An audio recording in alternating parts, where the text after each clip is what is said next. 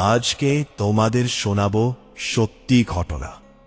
ঘটনাটা আমার জীবনের সবচেয়ে ভয়ঙ্কর অভিজ্ঞতা। আজও মাঝরাতে ঘুম ভেঙে গেলে সেই বাড়িটার কথা মনে পড়ে ভাঙা জানালার অন্ধকার, কবরের পাশ দিয়ে বয়ে যাওয়া ঠান্ডা হাওয়া, আর সেই অদ্ভুত শব্দ যেটা কোনো মানুষের হতে পারে না। ঘটনাটা প্রায় 7 বছর আগের। তখন আমি আর আমার 3 বন্ধু শুভ, রাহুল আর দীপ প্রায় নতুন নতুন জায়গায় ঘুরতে যেতাম। বিশেষ করে ভূতের গল্প বা পরিত্যক্ত জায়গার ব্যাপারে আমাদের আগ্রহ ছিল অনেক বেশি। ইউটিউবের জন্য ভিডিও বানাতাম মাঝে মাঝে। একদিন রাতে আমরা 4 জন একটা চায়ের দোকানে বসে গল্প করছিলাম। তখনই দোকানের এক বৃদ্ধ আমাদের একটা জায়গার কথা বলেন। একটা পুরনো জমিদার বাড়ি। বাড়িটার পাশেই ছিল বিশাল কবরখানা। লোকেরা বলতো সন্ধ্যার পর ওই বাড়ির ভেতরে আলো জ্বলে, জানালার পাশে কাউকে দাঁড়িয়ে থাকতে দেখা যায়। আর সবচেয়ে ভয়ঙ্কর ব্যাপার হলো যে ওই বাড়িতে রাত কাটাতে গেছে সে আর স্বাভাবিক অবস্থায় ফেরেনি। প্রথমে আমাদের ব্যাপারটা শুনে হাসাহাসি করেছিলাম। শুভ বলেছিল এইসব গাঁজাখুরি গল্পে এখনো মানুষ ভয় পায়, কিন্তু বৃদ্ধ একদম সিরিয়াস ছিলেন। তিনি খুব ধীরে বলেছিলেন, যদি বাঁচতে চাও তাহলে ওই বাড়ির কাছেও যেও না। তার চোখের চাহনি দেখে আমার শরীর কেমন যেন ঠান্ডা হয়ে গিয়েছিল। কিন্তু রাহুল তখনও মজা করছিল, কাকা ভূত দেখলে সেলফি তুলে আনবো। বৃদ্ধ আর কিছু বলেননি, ও একটা দীর্ঘশ্বাস ফেলেছিলেন। 2 দিন পর আমরা ঠিক করলাম জায়গাটায় যাব। লোকেশনটা ছিল নদিয়ার এক প্রত্যন্ত গ্রামে। চারপাশে জঙ্গল আর পুরনো গোরস্থান ঘেরা এলাকা। আমরা দুপুরের দিকে পৌঁছেছিলাম। গ্রামে ঢুকতেই বুঝলাম জায়গাটা সাধারণ না। পুরো এলাকা অস্বাভাবিক চুপচাপ। মানুষজন আমাদের দেখেই কেমন অদ্ভুতভাবে তাকাচ্ছিল। একটা মুদি দোকানে পানি কিনতে গিয়ে আমি জিজ্ঞেস করলাম, কাকার জমিদার বাড়িটা কোন দিকে? লোকটা সঙ্গে সঙ্গে চুপ হয়ে গেল। তারপর নিচু গলায় বলল, সন্ধ্যার আগে ফিরে আসবেন। আমি হেসে বললাম, কেন? লোকটা কয়েক সেকেন্ড আমার দিকে তাকিয়ে থেকে বলল, কারণ রাতের পর ওই বাড়িতে মানুষ থাকে না। আমার বুকের ভেতর কেমন যেন চাপা ভয় জমতে শুরু করল। কিন্তু তখন আর পিছিয়ে আসার উপায় ছিল না। আমরা গ্রামের শেষ মাথার দিকে হাঁটতে শুরু করলাম। রাস্তার দুপাশে বড় বড় গাছ, শুকনো পাতার উপর হাঁটার শব্দ ছাড়া আর কিছু শোনা যাচ্ছিল না। প্রায় 15 মিনিট হাঁটার পর আমরা জায়গাটা দেখলাম। আর সত্যি বলতে, প্রথম দেখাতেই আমার গা শিউরে উঠেছিল। একটা বিশাল পুরনো বাড়ি, দোতলা, চারপাশে আগাছা, দেয়ালের প্লাস্টার উঠে গেছে, জানালার কাঁচ ভাঙা, বারান্দার রেলিং মরচে ধরা। আর বাড়িটার একদম পাশ এই পুরনো কবরখানা। ছোট বড় অসংখ্য কবর। কিছু কবর ভাঙা, কিছু কাত হয়ে আছে। চারপাশে এমন নীরবতা যেন জায়গাটা বহু বছর ধরে মৃত। দীপ ধীরে বলল, দোস্ত জায়গাটা সত্যিই ভয়ঙ্কর। শুভ ক্যামেরা বের করে হাসতে হাসতে বলল, এটাই তো চাই। আমরা ভিডিও শুরু করলাম। আমি ক্যামেরার সামনে দাঁড়িয়ে বললাম, বন্ধুরা আজ আমরা এসেছি নদিয়ার সবচেয়ে ভয়ঙ্কর পরিত্যক্ত বাড়িতে। লোকে বলে এই বাড়িতে রাতে অদ্ভুত ঘটনা ঘটে। হঠাৎ কথাটা শেষ করার আগেই কবরখানার দিক থেকে একটা শব্দ এল, টক টক টক, যেন কেউ পাথরের উপর হাঁটছে। আমরা সবাই চুপ করে গেলাম। রাহুল বলল, কে ওখানে? কোনো উত্তর এল না, শুধু ঠান্ডা বাতাস বয়ে গেল। আমি নিজেকে সামলে বললাম, হয়তো কোনো পশু। কিন্তু ভেতরে ভেতরে আমি ভয় পাচ্ছিলাম। আমরা বাড়ির ভেতরে ঢুকলাম। দরজাটা আধো খোলা ছিল। ধাক্কা দিতেই করো শব্দ করে খুলে গেল। ভেতরে ঢুকতেই ধুলো আর পচা গন্ধ নাকে এল। মেঝেতে ভাঙা কাচ ছড়িয়ে আছে। দেয়ালে পুরনো ছবি, কিছু ছবির মুখ ছেঁড়া, একটা বিশাল শিরু। ওপার তালায় উঠে গিয়েছে। শুভ টর্চের আলো ফেলে বলল, এখানে কেউ থাকতো? ঠিক তখনই অপরতলা থেকে একটা শব্দ এলো, ধূপ। আমরা চারজনই থেমে গেলাম। তারপর আবার ধূপ ধূপ, যেন কেউ ধীরে ধীরে হাঁটছে। দীপ কাঁপা গলায় বলল, ওপরে কেউ আছে। রাহুল হেসে বলল, হয়তো বাদুর, কিন্তু তার গলাতেও ভয় স্পষ্ট ছিল। আমরা ধীরে ধীরে সিঁড়ি বেয়ে ওপরে উঠতে লাগলাম। প্রতি ধাপে কাঠ কড়কড় শব্দ করেছিল। ওপর তলায় পৌঁছে দেখলাম লম্বা একটা করিডর, দুপাশে অনেকগুলো দরজা, সব দরজা বন্ধ। করিডরের শেষ মাথায় একটা জানালা, আর সেই জানালার সামনে কেউ দাঁড়িয়ে আছে, একটা সাদা অবয়ব। আমার বুক ধক করে উঠল। শুভ টর্চের আলো ফেলতেই অবয়বটা মিলিয়ে গেল। আমরা কয়েক সেকেন্ড স্থির হয়ে দাঁড়িয়ে রইলাম। রাহুল শুকনো গলায় বলল, তোরা দেখেছি? আমি ধীরে মাথা নেড়ে বললাম, হ্যাঁ। ঠিক তখনই করিডরের একদম ডান দিকের দরজাটা নিজে থেকেই কড়কড় শব্দ করে খুলে গেল। আমরা চমকে উঠলাম। বাতাস বেরিয়ে আসছে। দীপ বলল, ভেতরে যাব। শুভ ক্যামেরা শক্ত করে ধরে বলল, এত দূর এসে এখন পিছিয়ে যাব। আমরা ঘরের ভেতরে ঢুকলাম। ঘরটা অনেক বড়, মাঝখানে একটা পুরনো খাট, দেওয়ালে কালো দাগ, আর এক কোণে একটা দোলনা চেয়ার। চেয়ারটা ধীরে ধীরে নিজে থেকেই তুলছে, ক্যাচ ক্যাচ। আমার শরীরের লোম খাড়া হয়ে গেল। হঠাৎ শুভ ফিসফিস করে বলল, ওটা কি? আমি তাকিয়ে দেখি দেওয়ালের ওপর নখ দিয়ে আঁচড় কাটা, বড় বড় অক্ষরে লেখা, এখান থেকে চলে যাও। আমার বুকের ভেতর ঠান্ডা কাঁপুনি নেমে গেল। ঠিক তখনই দরজাটা দরাম করে বন্ধ হয়ে গেল। দীপ চিৎকার করে উঠল, কে বন্ধ করল? আমরা দৌড়ে দরজার কাছে গেলাম, কিন্তু দরজা খুলছিল না। ঠিক তখনই ঘরের ভেতর একটা মেয়ের কান্নার শব্দ ভেসে এলো, খুব কাছে থেকে। কেউ যেন ফুপিয়ে ফুপিয়ে কাঁদছে। আমার হাত পা ঠান্ডা হয়ে গেল। শুভ টর্চের আলো চারদিকে ফেলতে লাগলো, কিন্তু কাউকে দেখা গেল না। কান্নার শব্দটা ধীরে ধীরে আরো জোরে হতে লাগলো, তারপর হঠাৎ থেমে গেল। পুরো ঘর নিস্তব্ধ, আর সেই নীরবতার মধ্যেই আমরা শুনতে পেলাম খাটের নিচ থেকে কেউ হাসছে, খিলখিল খিলখিল। দীপ প্রায় কাঁদতে শুরু করল, দোস্ত চল এখান থেকে বেরোই। রাহুল ধীরে নিচু হয়ে খাটের নিচে তাকাল, আর পরের মুহূর্তেই সে ভয়ঙ্কর চিৎকার করে পিছিয়ে এল। তার মুখ ফ্যাকাশে, চোখ বিস্ফোরিত। আমি কাঁপা গলায় বললাম, কি দেখলি? রাহুল কাঁপতে কাঁপতে বলল, ওখানে একটা মেয়ে। আমার বুকের ভেতর ধক ধক শুরু হলো। ঠিক তখনই খাটের নিচ থেকে ধীরে ধীরে একটা হাত বেরিয়ে এল, কালো, শুকনো, অস্বাভাবিক লম্বা আঙুল। তারপর খুব ধীরে একটা মেয়ে হামাগুড়ি দিয়ে বেরিয়ে আসতে লাগলো। তার চুল পুরো মুখ ঢেকে রেখেছে, হাত পা অস্বাভাবিকভাবে বাঁকানো, আর তার মুখ থেকে ভেসে আসছে সেই খিলখিল হাসি। আমরা চারজন একসঙ্গে চিৎকার করে উঠলাম। ঠিক তখনই দরজাটা নিজে থেকেই খুলে গেল। আমরা প্রাণপণে দৌড়ে বাইরে বেরিয়ে এলাম। করিডোরে এসে হাঁপাতে লাগলাম, কিন্তু ভয় তখনও শেষ হয়নি, কারণ করিডোরের শেষ মহলায় আবার সেই সাদা অবয়ব দাঁড়িয়েছিল। এইবার পরিষ্কার দেখা গেল একটা মহিলা, সাদা শাড়ি, মাথা নিচু, চুল মুখ ঢেকে রেখেছে। সে ধীরে ধীরে মাথা তুলল, আর আমি যা দেখলাম সেটা আজও ভুলতে পারিনি। তার চোখ দুটো পুরো কালো, আর ঠোঁটের কোণে ভয়ঙ্কর হাসি।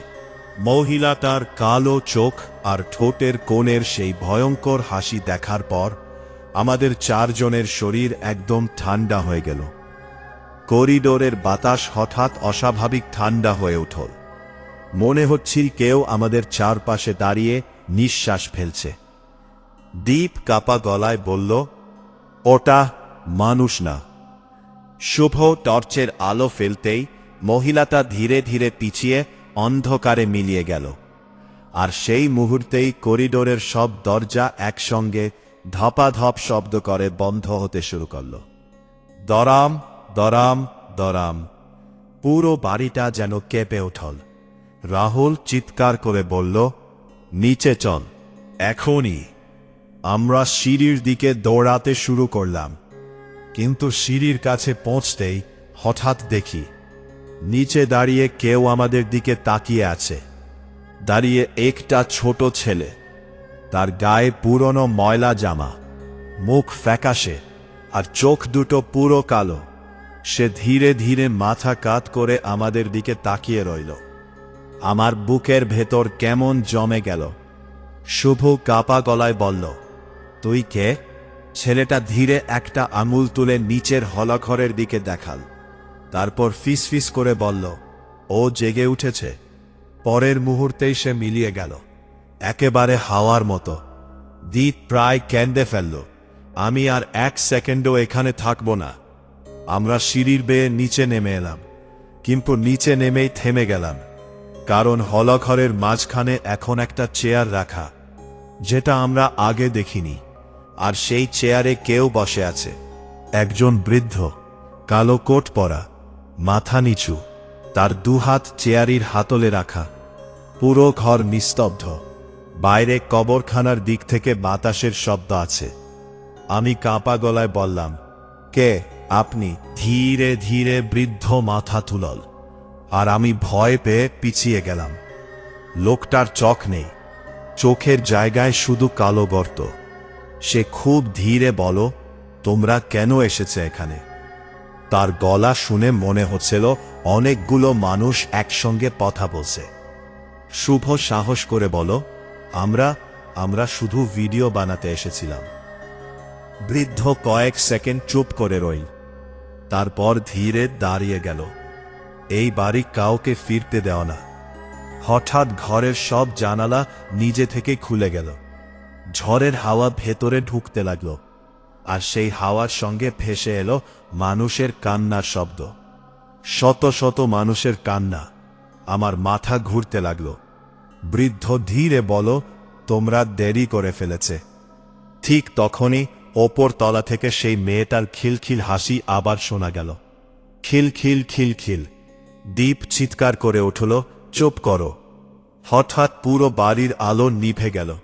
চারপাশ অন্ধকার, শুধু শুভর ক্যামেরার ছোট লাইটটা জ্বলছিল। আমি মোবাইলের ফ্ল্যাশ জ্বালালাম, আর আলো জ্বলতেই দেখলাম বৃদ্ধটা নেই। চেয়ার ফাঁকা, কিন্তু চেয়ারের নিচে মাটিতে কিছু একটা লেখা, লাল রঙে। আমি কাছে গিয়ে পড়লাম, কবরের নিচে ও এখনো বেঁচে আছে। আমার বুক ধক করে উঠল। রাহুল ফিসফিস করে বলল, এটার মানে কি? হঠাৎ বাইরে বজ্রপাত হলো, আর সেই আলোয় জানালার বাইরে আমরা যা দেখলাম সেটা দেখে শরীর অবশ হয়ে গেল। কবরখানার মাঝখানে অনেকগুলো মানুষ দাঁড়িয়ে আছে। তারা একদম স্থির, সবার মুখ বাড়িটার দিকে, কিন্তু তাদের শরীর অস্বাভাবিক। কারো মাথা বাঁকানো, কারো হাত ঝুলে আছে, কারো মুখ নেই। দীপ কাঁপতে কাঁপতে বলল, ওরা মানুষ? ঠিক তখনই তাদের সবাই একসঙ্গে মাথা তুলল, আর ধীরে ধীরে বাড়ির দিকে হাঁটতে শুরু করল। শুভ চিৎকার করে বলল, দরজা বন্ধ কর। আমরা দৌড়ে গিয়ে প্রধান দরজা ঠেলে বন্ধ করলাম। বাইরে তখন ধূপ ধূপ ধূপ, যেন অনেক মানুষ একসঙ্গে হাঁটছে। আমার নিঃশ্বাস বন্ধ হয়ে আসছিল। রাহুল হঠাৎ বলল, এই বাড়ির ইতিহাস জানতে হবে, নইলে আমরা মরব। আমি বললাম, কিভাবে জানব? ঠিক তখনই পেছন থেকে একটা কণ্ঠস্বর বেঁচে এলো। আমি বলছি। আমরা ঘুরে দেখি, সিঁড়ির পাশে একজন বৃদ্ধা দাঁড়িয়ে, সাদা চুল, কুঁচকে যাওয়া মুখ, হাতে কেরোসিন ল্যাম্প। তার চোখে ভয় আর দুঃখ একসঙ্গে। তিনি ধীরে বললেন, অনেক বছর আগে এই বাড়িতে জমিদার অমরেশ রায় থাকত। খুব নিষ্ঠুর মানুষ ছিল, লোকজনকে অত্যাচার করত। এক রাতে সে কালো জাদুর সাহায্যে অমর হওয়ার চেষ্টা করে, আমার বুকের ভেতর কাঁপুনি শুরু হলো। বৃদ্ধা বলতে লাগলেন, সে কবরখানার মৃতদেহ নিয়ে তন্ত্র সাধনা শুরু করে। এক এক করে গ্রামের মানুষ হারিয়ে যেতে লাগল। তারপর এক রাতে পুরো বাড়িতে আগুন লাগে। সবাই ভেবেছিল অমরেশ মারা গেছে। বৃদ্ধা ধীরে মাথা তুললেন, কিন্তু সে মারা যায়নি। ঠিক তখনই ওপরতলা থেকে ভারী পায়ের শব্দ এল। ধাপ ধাপ ধাপ, যেন বিশাল কেউ হাঁটছে। বৃদ্ধার মুখ ফ্যাকাশে হয়ে গেল। ও উঠে পড়েছে। দীপ কাঁদতে কাঁদতে বলল, কে? বৃদ্ধা কাঁপা গলায় বললেন, অমরেশ। হঠাৎ সিঁড়ির ওপর একটা বিশাল ছায়া দেখা গেল। আমরা স্থির হয়ে গেলাম। ধীরে ধীরে অন্ধকার থেকে একটা মানুষ বেরিয়ে এল। না, ওটা মানুষ না, লম্বা কালো শরীর, পোড়া মুখ, চোখ দুটো লাল, আর তার শরীর থেকে মাটির গন্ধ আর পচা গন্ধ বেরোচ্ছে। সে ধীরে মাথা কাত করল। তারপর ভয়ঙ্কর গলায় বলল, অনেক দিন পর মানুষ এলো। দীপ চিৎকার করে দরজার দিকে দৌড় দিল, কিন্তু দরজা নিজে থেকেই বন্ধ হয়ে গেল। অমরেশ ধীরে ধীরে সিঁড়ি দিয়ে নিচে নামতে লাগল। প্রতি ধাপে পুরো বাড়ি কাঁপছিল। শুভ ক্যামেরা ফেলে দিল ভয় পেয়ে। আমি কাঁপা গলায় বললাম, আমরা চলে যাব। সে হাসল। সেই হাসি মানুষের না। এখানে যারা আসে তারা কেউ ফেরে না। হঠাৎ কবরখানার দিক থেকে জোরে আঘাতের শব্দ আসতে লাগল। ধাম ধাম ধাম। মনে হচ্ছিল বাইরে যারা দাঁড়িয়েছিল তারা দরজা ভাঙছে। বৃদ্ধা চিৎকার করে বললেন, ওকে থামাতে হলে কবর খুলতে হবে। রাহুল অবাক হয়ে বলল, কবর? অমরেশের শরীর এখনো মাটির নিচে আছে। ওর আত্মা পুরোপুরি মরেনি। শরীরটা ধ্বংস করতে পারলে ও শেষ হবে। ঠিক তখনই দরজাটা ভেঙে গেল। ধরাম, আর বাইরে দাঁড়িয়ে থাকা মৃত মানুষগুলো ধীরে ধীরে ভয় ভেতরে ঢুকতে শুরু করল। তাদের মুখ থেকে একটাই শব্দ বেরোচ্ছে, ফিরে এসো। আমার বুকের রক্ত যেন জমে গেল। অমরেশ হাত তুলতেই মৃতগুলো থেমে গেল। সে আমাদের দিকে তাকিয়ে বলল, তোমরা এখন আমার। হঠাৎ শুভ একটা লোহার রড তুলে অমরেশের দিকে ছুঁড়ে মারল, কিন্তু রডটা তার শরীরের ভেতর দিয়ে চলে গেল, যেন থোয়ার মধ্যে দিয়ে গেছে। দীপ প্রায় অজ্ঞান হয়ে যাচ্ছিল। বৃদ্ধা দ্রুত একটা লকেট বের করে আমার হাতে দিলেন। এটা কবরের উপর ছুঁড়ে মারবে, তাড়াতাড়ি। আমরা চারজন পিছনের দরজা দিয়ে কবরখানার দিকে দৌড়ালাম। পেছনে অমরেশের ভয়ঙ্কর চিৎকার ভেসে আসছিল। চারপাশে ঘন কুয়াশা। কবরগুলোর মাঝখান দিয়ে দৌড়াতে দৌড়াতে মনে হচ্ছিল কেউ আমাদের পায়ের কাছে হাত বাড়াচ্ছে। হয়তো রাহুল পড়ে গেল। সে চিৎকার করে উঠল, আমার পা। আমি টর্চের আলো ফেলতেই দেখলাম মাটির নিচ থেকে একটা কালো হাত বেরিয়ে তার পা ধরে আছে। আমার বুক ঢক করে উঠল। শুভ জোরে লাথি মারতেই হাতটা মাটির ভেতরে ঢুকে গেল। আমরা রাহুলকে টেনে তুললাম। বৃদ্ধা সামনে একটা বড় কবর দেখিয়ে বললেন, ওঠাই অমরেশের কবর। কবরটার উপর অদ্ভুত চিহ্ন আঁকা, চারপাশে কালো মাটি। হঠাৎ মাটি কাঁপতে শুরু করো। তারপর কবরের ভেতর থেকে ধীরে ধীরে একটা হাত বেরিয়ে এল। দীপ চিৎকার করে উঠল। আমি কাঁপা হাতে লকেটটা বের করলাম। ঠিক তখনে পেছন থেকে অমরেশের ভয়ঙ্কর গলা ভেসে এল, না, সে অস্বাভাবিক গতিতে আমাদের দিকে ছুটে আসছে। বৃদ্ধা চিৎকার করে বললেন, এখন। আমি সব শক্তি দিয়ে লকেটটা কবরের উপর ছুঁড়ে মারলাম। মুহূর্তের মধ্যে ভয়ঙ্কর বিস্ফোরণের মতো শব্দ হল। চারপাশে আগুন জ্বলে উঠল। অমরেশ এমন ভয়ঙ্কর চিৎকার করল যে আমার কান বন্ধ হয়ে গেল। তার শরীর ধীরে ধীরে পুড়তে শুরু করো। সে চিৎকার করছিল, আমি মরব না। তারপর হঠাৎ পুরো কবরখানা কাঁপতে শুরু করো। মাটির নিচে থেকে অসংখ্য হাত বেরোতে লাগল। মনে হচ্ছিল মৃত্যা উঠে আসছে। বৃদ্ধা চিৎকার করলেন, দৌড়াও! আমরা প্রাণপণে দৌড়াতে লাগলাম। পেছনে বাড়িটা ভেঙে পড়ার শব্দ হচ্ছিল, চারপাশে আগুন ছড়িয়ে গেছে। আমরা কবরখানা পেরিয়ে গ্রামের রাস তার দিকে ছুটলাম। কিছু দূর গিয়ে থেমে পিছনে তাকালাম, আর যা দেখলাম সেটা আজও ভুলতে পারিনি। পুরো পরিত্যক্ত বাড়িটা আগুনে জ্বলছে, আর আগুনের মাঝে দাঁড়িয়ে আছে অমরেশের কালো অবয়ব। সে আমাদের দিকেই তাকিয়ে, তারপর ধীরে ধীরে আগুনের মধ্যে মিলিয়ে গেল।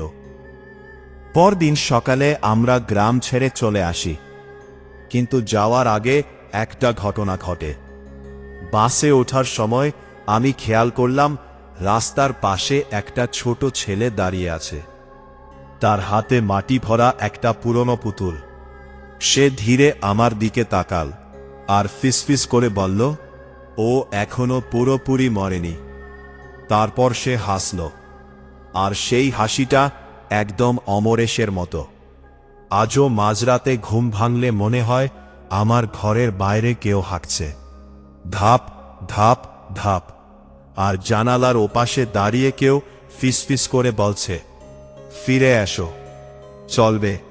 যদি গল্পটা ভালো লেগে থাকে তাহলে অবশ্যই চ্যানেলটি সাবস্ক্রাইব করে পাশে থাকা বেল আইকনটা অন করে দিও, কারণ এরকম আরও ভয়ঙ্কর সত্যি ঘটনা খুব তাড়াতাড়ি আসছে।